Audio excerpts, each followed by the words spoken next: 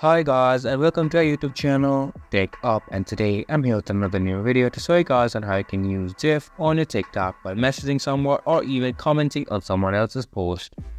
To do so, first of all, just open up TikTok, making sure you have a stable Wi-Fi connection.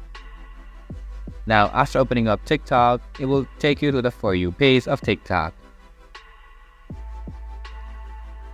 Here, if you go on to comment, which is on the right side of the screen below the like buttons, and click on add comments, you'll be able to use a GIF here. You can see there's an option for GIF on above 7 here right now, and if you just click on GIF, you'll be able to search for any kind of GIF that you like and comment on the video likewise.